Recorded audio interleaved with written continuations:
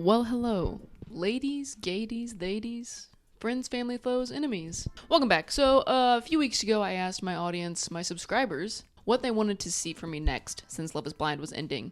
And most of the people said that they wanted to see Married at First Sight. And I was happy to oblige. I love trash TV. But before I jump into the show, I did want to give a huge shout out to everyone that has been commenting such nice things on the videos. I'll throw some up on the screen. These are very, very sweet. I appreciate it very much. Please be sure to comment on and like this video. Thank you. Also, just wanted to mention before we jump into the video, I don't know if you all have recently seen that video of Kelly Clarkson covering Your Love by Outfield. So many things that I wanna say. You know I like my girls a little bit older. And I think if there were a way to put together and view all the time collectively that I have watched that clip, I think the time that it would accumulate to would be almost fatally embarrassing. When I went on this adventure to watch Love at First Sight, I didn't know where to start. There's 17 seasons available. So we're just gonna start at the old tried and true. Season 1, Episode 1 of Married at First Sight. And what is Married at First Sight? So Married at First Sight is a show with a bunch of experts come together and match couples based on common beliefs and morals and values and really try to scientifically make the best pair for each other. They have a psychologist and a faith leader and a sexologist. They try to match couples on every aspect. One of the doctor's names is Dr. Pepper. Be so for real. I mean, Pepper is her first name. She chooses to go by Dr. Pepper. All I'm saying is if I walked into any appointment and a doctor said, "Hi, I'm Dr. Pepper," we're gonna go ahead and just 360 it out that door. Let's get into episode 1. First, we have Monet. She's 33. A quote from Monet that stuck out to me was that she wants to be led by a man. Ladies, I just want you to know, I know what you're saying, right? You want a partner that can step up in times of need and be able to help guide you in the right direction when you feel like you can't do that. That's something we all want. That does not mean you want to be led by someone, and you'll quickly see why. Monet quickly sees why. Being led by someone is not really what you want. Then we have Jason. He is 27. He's an EMT, training to be a firefighter. The neck girth on Jason goes pretty crazy. Yep. That circumference is going to be about... Did you guys ever see Rob and Big back in the day? Rob Dyrdek and his friend, who I swear to God, his own chosen nickname was Big Black. Very funny man, very sweet. He would always say, 22s, 22s. Make it hot. Oh. Make it hot. 15. 22. That's a lie! That is a lie! I told you. My arms are like my ribs. 22s. I told you. He had the circumference of 22 inches around his biceps. That's Jason's neck. He lives in his own apartment part-time, and then he also lives with his mom part-time, because, and they will say this every episode, she is diagnosed with stage 4 lung cancer. It is very sad. It's very sweet that he's taking care of her in her later stages. They will mention it every single episode. He also does pro wrestling. Yeah, I got my pads, I got my tights, I have my short tights. I like Jason. Jason seems very sweet, like a nice old Brooklyn mama's boy. He's a Brooklyn boy. You want to see about Brooklyn? Let me show you about Brooklyn. Yeah, sorry, this show is set in New York, New Jersey cusp area. I've been to New York once. I know people have strong feelings about New York. I will save my opinions for a different video. They're not good. Next we have Courtney, 26. She's in tech sales, but her passion is makeup. I think I'm still single because it wasn't until recently that I was ready to care about someone else more than I care about myself. And while at first I was like, damn, I do think that's honestly pretty mature to recognize that about yourself, to go, hey, yeah, I'm still in a very selfish point of my life. I really just care about my wants and needs right now.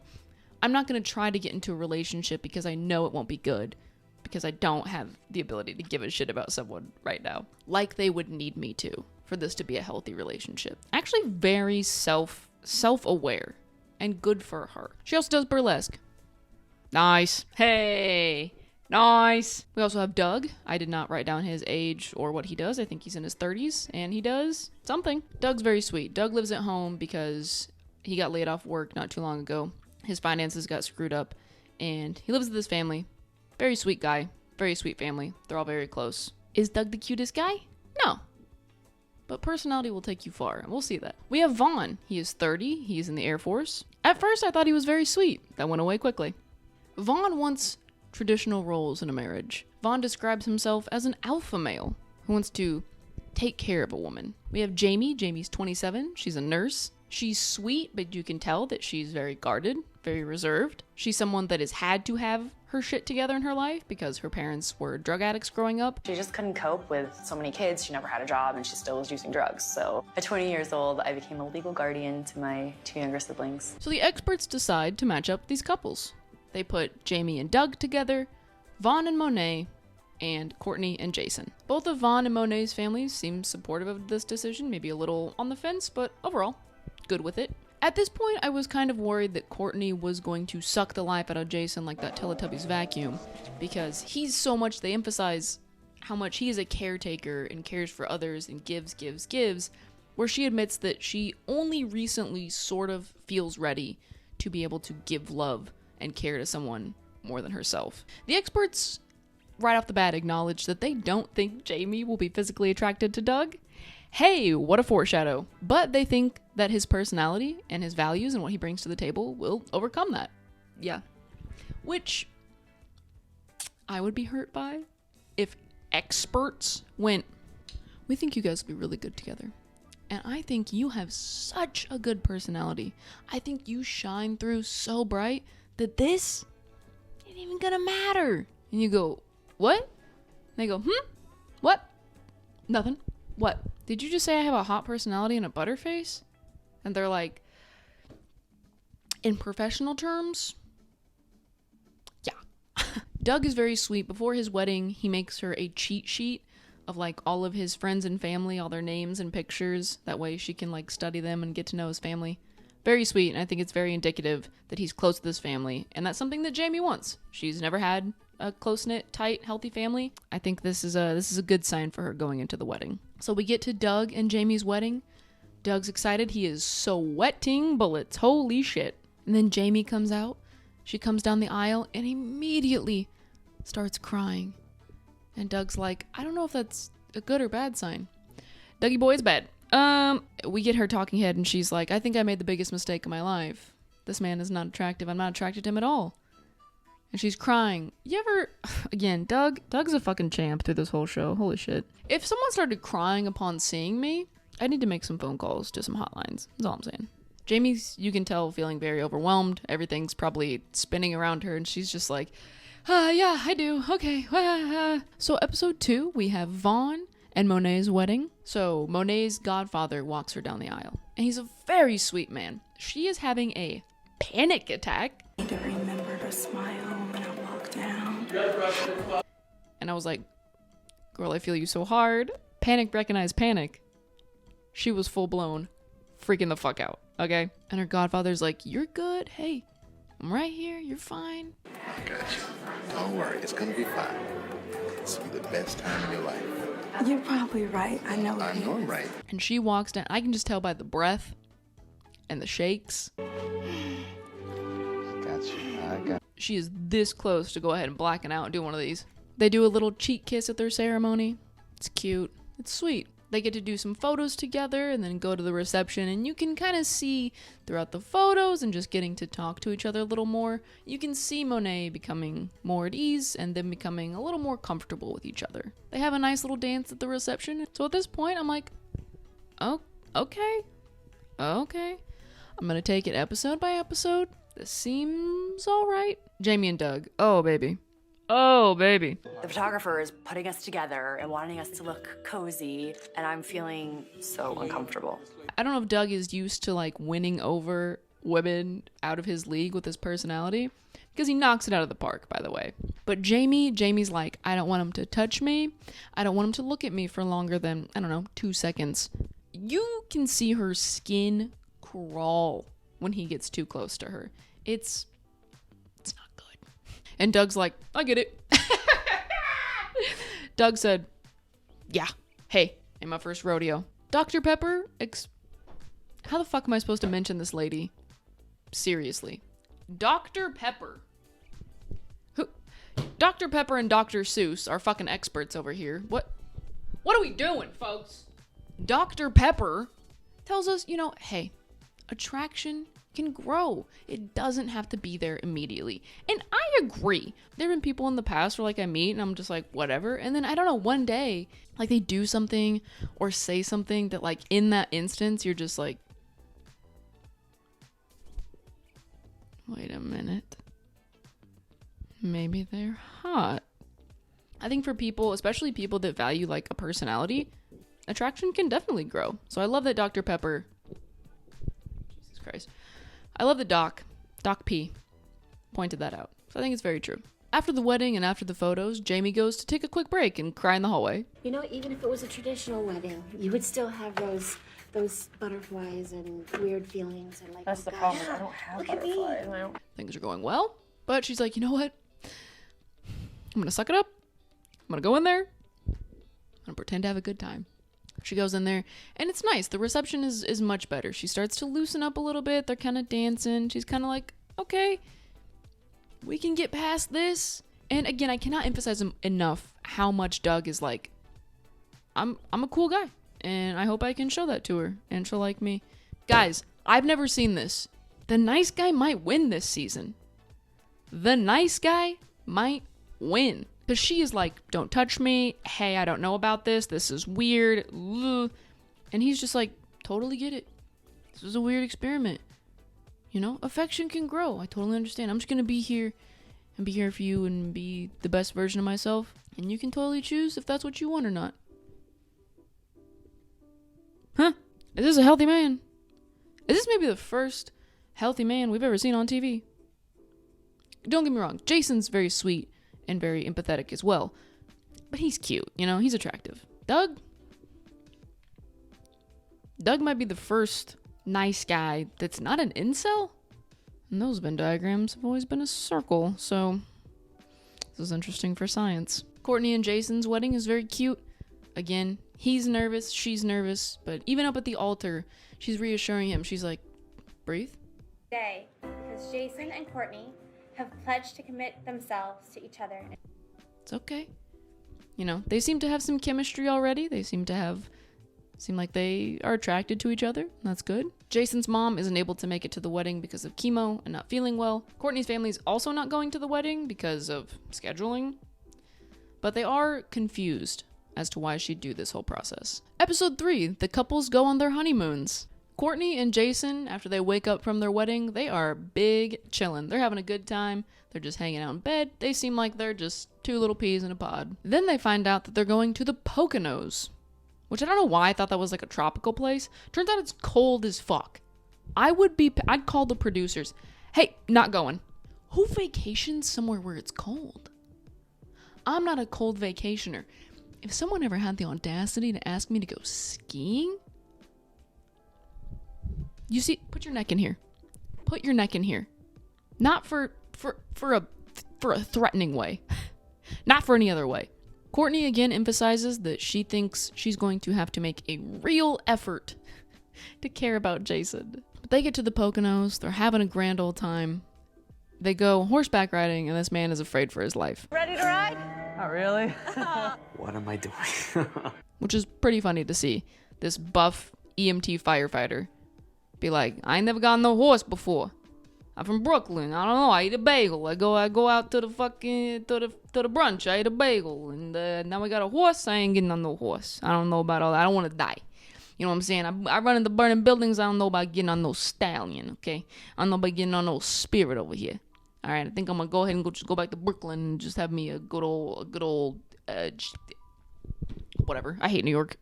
I've been horseback riding, and it was a very enjoyable experience. I'll put a photo. That's what they told us they'd much rather run into a bear than a moose, because a bear will only fight you territorial, if they have children, whatever. Moose will just fuck you up for fun. So remember that if you ever go hiking. They do bring up that their biggest concern they think is going to be their work schedules. They work different schedules. They're very committed to their burlesque and their pro wrestling. Why did I laugh at a hobby? I make YouTube videos at nearly 28. Hey, how about don't throw stones from the glass castle there, girl? Right? Right. I also, until recently, did stand-up comedy. So, we all make interesting choices in our lives. Jamie and Doug are having an okay time in the beginning. Jamie's still like, you know, I could see her waking up being like, oh my God! You know, she's like, oh yeah, I forgot I married you, man. Oh, whew. But we see something really wonderful happen over the next few days. We see them just like doing activities together, and we see her getting progressively more comfortable with him. She's starting to let him get closer to her, and she's initiating getting closer. I'm like happy now. I'm just realizing that we have so much in common. I don't know, I'm enjoying this process. I really am. We actually see in real time her developing a relationship and trust and attraction to this man. We get to the point where we see her refer to herself as his wife. Tell you're nervous. I'm not nervous. Doug, you're nervous. I'm your wife. I know. Which is huge, because on the flight there, he called her his wife, and she was like, go ahead and take that back, brother. Hey. What? I got a seat next to my wife. Oh my gosh. Can we not say that? W would. And she talks about how first she hated him touching her. 72 hours in, she's like, why isn't he touching me? I want him to touch me. Doug knew all along. Doug said, I got this in the bag. Ain't even worried about it. This, rough. This, the real winner. Monet and Vaughn. Listen, I don't love that the last two shows that I've done, Love is Blind, Season 8, and Married at First Sight, Season 1, the only black couples on the show are the ones I dislike the most. I recognize that that looks bad, but if y'all watch these shows, you would understand it's not even close. And I'll tell you who's not to blame. The women. Just throwing that out there. I think the women from both shows, very nice ladies. Great qualities. The men? And it's unfortunate that the worst men out of these shows that I've watched happen to be black men. Because, hey, turns out some people are good, some people are bad, regardless of skin color. There are billions of incredible black men in the world. They just didn't happen to be on these shows. That's why you can't trust reality TV. It's not indicative of the world. White men, definitely not always this self-confident, secure, and kind as these men. And black men, not always this atrocious. So, take everything you see with a grain of salt. With that being said, Monet and Vaughn are the Devin and Virginia of this show. And if you've seen Love is Blind, that pretty much tells you everything you need to know. They boned on the first night. Good for them. We'll see that as a theme throughout these episodes. Their physical connection is great right off the bat. They even acknowledge physical connection, easy. But we don't know if we like each other as people. Like, they seem to be having a pretty good time at the start of their honeymoon. They're paddleboarding, they're walking around looking at stores. Seem like they're having a good time. They do still express they feel like strangers. They don't really have much of a connection going on yet. But for me, it's definitely still some of that stranger vibe. You know, something we're gonna have to work on a little bit. But overall, it seems fine. Until one scene, and it feels like it comes out of nowhere. They're walking, and Monet tries to hold Vaughn's hand, and he's like, nah. You wanna hold hands? Nah. No? I feel like we have kind of a chemistry issue, you know? What are you? I'm so confused right now. I don't know what's happening. And he's like, you don't pay attention to me. You're not attentive to me. You're not, this feels fake. And she's just, like us, caught off guard. She's like, like, what? And she's like, I know, this is still kind of awkward, but it's new. We've been together for 5 days. Like, we're still getting to know each other as people. And he's like, it's either there or it isn't. Apparently, I'm not paying enough attention to him. When I try and open up with you, I don't feel like you're really attentive. Because I started to feel somewhat of the distance and, I just didn't feel like I was connecting. It was hard for me to be affectionate. I just got back in stranger mode, so. And at this moment, Vaughn's out. Vaughn's done. Because again, we see the other couples trying to build the relationship. And he's like, well, if it isn't there in the first 10 seconds, nah. And fine. If that's how you want to be in a relationship, fine. But in the moment you realize it's not working, go. Because now you're wasting both of your time. The resentment is building quickly between these two. Episode 4. This is where we see the couples start to talk about moving in together, integrating their lives. What could possibly go wrong? Courtney and Jason have decided that they kind of want to build together, restart fresh, and so they're deciding to move into a brand new apartment together. God, why would anyone want to live in New York? I genuinely don't fucking understand. I genuinely don't understand. This is not the video for it. Don't discuss it in the comments, but they finally find the tiniest apartment that they're like, we gotta move in today. We gotta move it in today. And it's $2,400 a month. Jamie and Doug decide they also want to find an apartment together, but Jamie wants to keep her apartment just in case. Love. She said, hey, no, I like this. This is going well. In case it goes wrong, I'm going to go ahead and have my own setup. And he's like, yeah. He's like, I live at home. I ain't got shit to say. Dougie, you are passing every test with flying colors. Is Doug kind of cute? Wait, no. Oh my God, it's happening to me. Oh my God. Doug can even get the lesbians. Doug, no. We do see him admit, though, that meeting someone, marrying them, and moving in with them within like 2 weeks is a little crazy.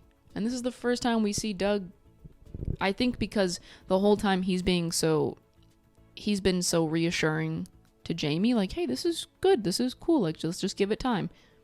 He's finally having a moment to go, this shit's kind of crazy. Wait a minute. I don't even know you, girl. Jamie doesn't have a lot of time to see Doug's family, but she does want to make an effort to see them and kind of redeem herself, since at the wedding she was a little, well, I'm gonna have to dance with him. Vaughn and Monet.